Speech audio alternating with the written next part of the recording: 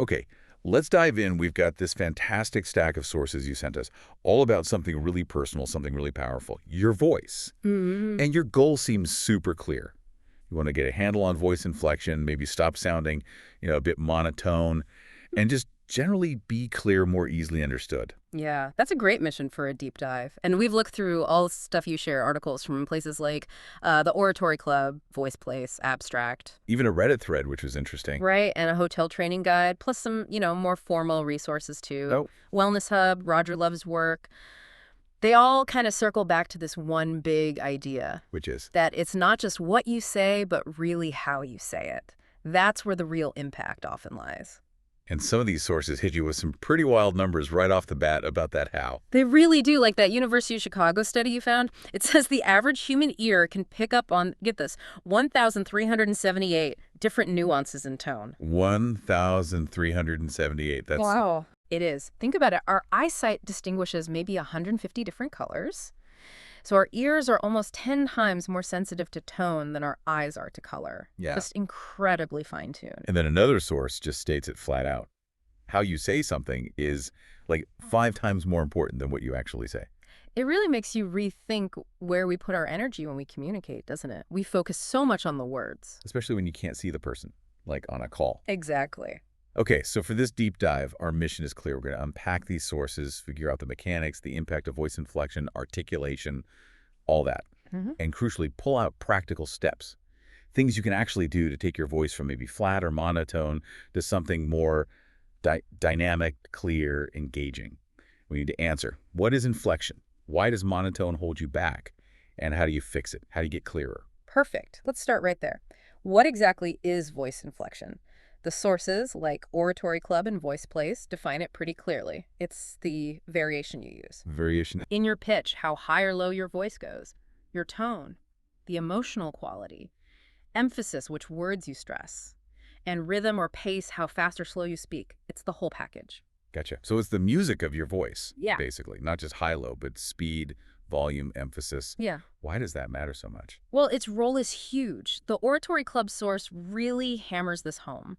Inflection is how we signal underlying meaning, our intentions, and especially our emotions. Like joy, anger, surprise, skepticism. Exactly. All those things that aren't explicitly in the words themselves. It adds depth, it adds personality, clarity, life, really. Without it, your message can just land flat. Or worse, be totally misunderstood. Right.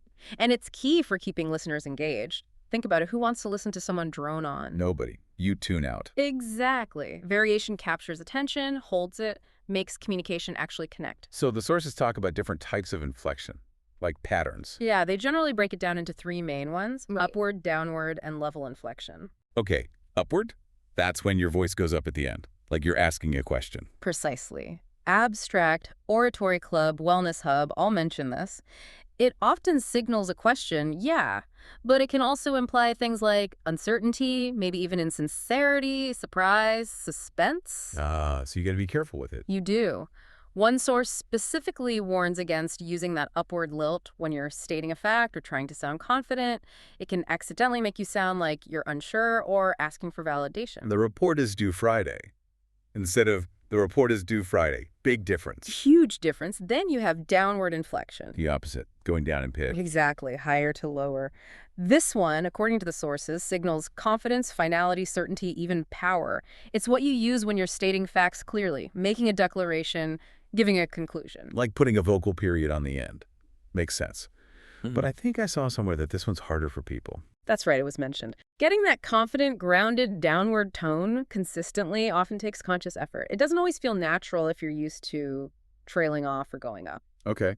And the third one was level inflection. Yeah, and that's pretty much what it sounds like. No real change in pitch, staying on one note. Like Ben Stein. Exactly. The classic example from Ferris Bueller. That monotone delivery screams boredom, disinterest, maybe indecision. Bueller, yeah. Definitely communicates something, just maybe not what you intend most of the time. Right. And it's not just the direction of pitch change, remember. The sources emphasize that varying your overall pitch level, your volume, and your pace or rhythm are all crucial parts of inflection. So speeding up, slowing down, getting louder, getting quieter. All tools in the toolbox. Talking too fast might signal nerves or make it seem like you don't value what you're saying. Slowing down deliberately can add weight or draw focus. Lowering your volume can create intimacy. Yep. It's all strategic. Okay, so that's the goal, using all that variation effectively. The flip side is being monotone, which is what you want to avoid. How do the sources describe that, and what's the actual damage? Well, they define it simply as the lack of that variation. No change in pitch, tone, emphasis. It comes across as flat, dull, robotic, unexpressive. And the problem is? Engagement, mostly, and comprehension.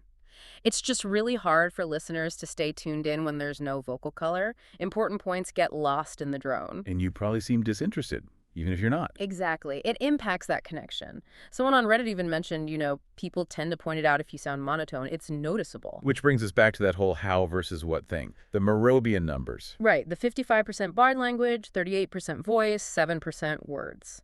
Now, that specific study was about expressing feelings face to face. But the principle holds, right, that nonverbals, especially voice, carry huge weight. A massive amount.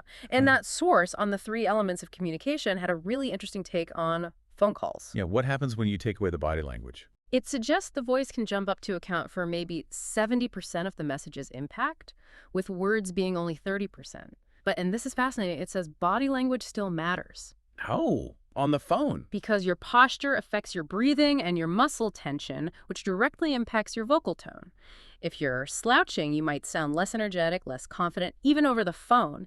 It advises you to basically behave physically as if the person is there. Wow.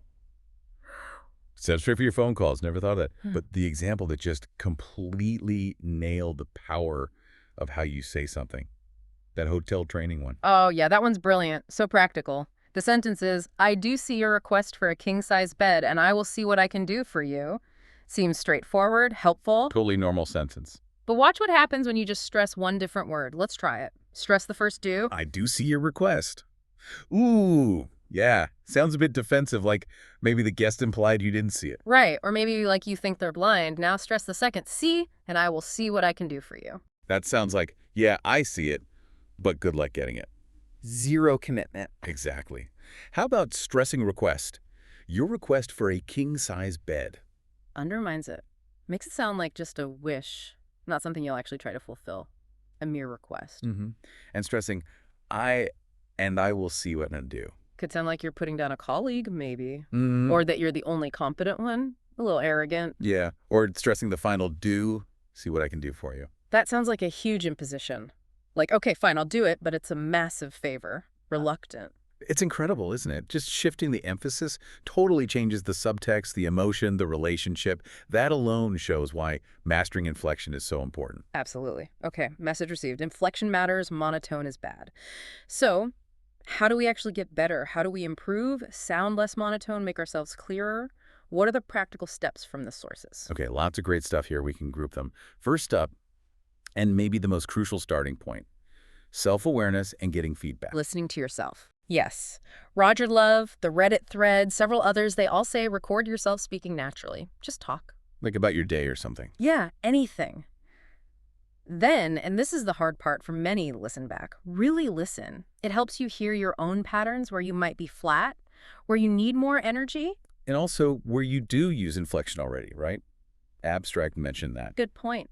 Build on what's already working. Then you can record yourself trying changes, compare the recordings. Don't aim for perfection straight away. And ask people you trust. Definitely. Ask for honest feedback. What feels exaggerated to you might sound perfectly normal or even still a bit flat to someone else. That Reddit user had that trick too. Oh yeah, cupping your hands behind your ears. Right, to hear yourself a bit more like others do. A neat little hack. Okay, awareness is step one. What's the physical foundation? Breathing and projection. This is fundamental.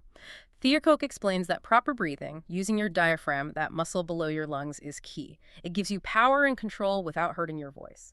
Unlike just yelling from your throat, which strains everything. Exactly. Projection comes from air support, yelling comes from tension, and shallow chest breathing, especially when nervous, tightens vocal cords, makes you sound strained, higher pitched. So deep belly breaths. Yes. Slow, deep breaths. Voice Place had exercises like the 4-7-8 breathing inhale, 4, hold 7, exhale 8 to get the feel for it. And hissing out air steadily helps control the exhale. Builds control. Then practice projecting using that breath, not yelling. Think of sending your voice across the room powered by air. Theater folks suggest visualizing it hitting a spot on the far wall. Practice in different size rooms. Okay, got the awareness, got the breath support.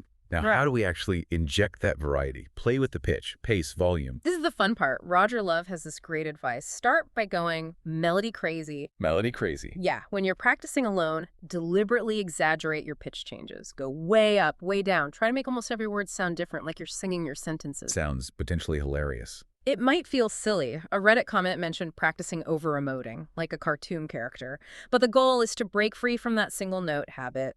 Explore your range. Find the edges. Exactly. Then, Roger Love says, you rein it back in. Try it again with less exaggeration. Record it. Find that middle ground that feels natural but still has life and variation. Go extreme, then dial it back to find the sweet spot. Makes sense. And vary speed and volume, too. Yes. Abstract mentions practicing changing speed and loudness deliberately, and VoicePlace has that classic exercise. Repeat a sentence stressing a different word each time, like, I never said she stole my money. I never said she. Yeah, that really forces you to control emphasis and pitch. It's excellent practice. And singing. Lots of sources mention singing. Right. Reddit, Wellness Hub. VoicePlace suggested scales and arpeggio specifically. It just naturally makes you use more of your vocal range. Copying speakers you admire was another tip, wasn't it? From Reddit. Yeah, listen to people whose voices engage you and try mimicking their patterns, their rhythm, their melody. Okay, so that's getting the melody right. What about just being clearly understood, making the words sharp? That's all about articulation. Wellness Hub defines it as how clearly you form speech sounds using your tongue, lips, jaw, essential for clarity. Good articulation means better understanding, more confidence, better pronunciation overall. And there are specific exercises for this too, like tongue twisters. Classics for a reason. She sells seashells, red lorry, yellow lorry, Peter Piper. The key, Wellness Hub says, is start slow. Focus purely on accuracy, hitting every single sound distinctly. Use a mirror to watch your mouth. Speed comes later. And warm-ups first. Good idea. Lip trills, like blowing a raspberry, humming up and down your reins, gentle jaw stretches, tongue stretches, sticking it out, moving it up, down, left, right. Loosens everything up. What about specific tricky sounds? Consonant repetition drills are good for that. Focus on sounds like S, the plu. Practice lists of words, sun, sand, sail, run, rope, rabbit, think, thrive, thorn, then sentences built around them. Sally sells 7 sandwiches. Repeat, aiming for crispness. And those minimal pairs. That sounded interesting. Yeah, that's about distinguishing sounds that are really close that people often mix up, like bat versus pat, or ship versus sheep, or think versus sink. Ah, training your ear and mouth at the same time. Exactly. Practice the word pairs, then use them in sentences. Record yourself. Can you actually hear the difference when you play it back? Are you making the sounds distinct? That seems really useful for clarity. Okay, so we have melody, we have clarity. Yeah. How do we put it all together in actual speech? Phrasing and intonation practice. Reading aloud is great for this. Use different kinds of text, stories, news articles, poetry. And pay attention to the punctuation. Yes. Wellness Hub stresses this. Use commas and periods as your cue to pause naturally. Don't just steamroll through sentences. And consciously emphasize the key words, the ones carrying the main meaning. Like that example. I can't believe it's already Friday. What are your plans for the weekend? Right. You'd naturally pause after Friday. You'd emphasize believe, maybe, and weekend. You're using pauses and stress to convey the emotion and the question clearly. There's also some stuff about mindset and even physicality. Yeah, interesting points. A Reddit user noted energy levels make a difference, hard to sound dynamic if you feel sluggish. Projecting energy helps. Abstract mentions smiling. Apparently, it lifts your soft palate and can make your voice sound brighter, more resonant. Smile when you dial, or just when you talk. Pretty much. And connecting with what you're saying, feeling the emotion, engaging with the content, that brings authenticity to the technical stuff. Makes sense. It all needs work together. And then the big one. Consistency. Like any skill, Wellness Hub suggests aiming for maybe 10-15 minutes of practice daily. Make it a habit, set reminders, track progress if that helps. And make it fun. Yeah. The Wellness Hub had ideas for practicing with family, right? Storytelling games, tongue twister battles. Yeah, articulation, bingo, reading aloud together, word hunts, anything to make it less of a chore. One other interesting point from Reddit, getting your hearing checked. Yeah, that was unexpected, but smart. How you hear yourself affects how you speak. If there's a hearing issue, it could influence your volume or tone without you realizing it. Worth considering. And finally, when might you need more than just self-practice? When to call in a pro? Wellness Hub laid out some signs. If you're practicing but just not improving, if specific sounds remain really difficult, if it's seriously affecting your confidence or how you interact, or if there are other things like stuttering or persistent voice strain. A speech therapist has specialized tools and techniques. Okay, so pulling this all together from these sources, we've covered what inflection is, why being monotone kind of limits your impact, and a whole bunch of ways to improve both the musicality and the clarity of your voice. It really boils down to seeing your voice not as fixed, but as an instrument you can learn to play better. It's a skill. Yeah, not just something you're stuck with. Exactly. Breath support, playing with pitch, pace, volume, working on clear articulation, using phrasing and pauses intentionally. It's all learnable with practice. And even small, consistent efforts in how you speak, based on this stuff, can make a really big difference in how you're heard, how you connect, and probably how confident you feel when you communicate. Absolutely. So here's something to think about, a final thought. We know the human ear is incredibly sensitive, over 1,300 variations in tone, remember? And we know how you speak can be way more impactful than what you say. So what opportunities might you be missing out on right now by not fully using this amazing instrument you already have, your voice? Yeah. What could you really communicate? What connections could you build if you unlocked its full potential, its full range and power?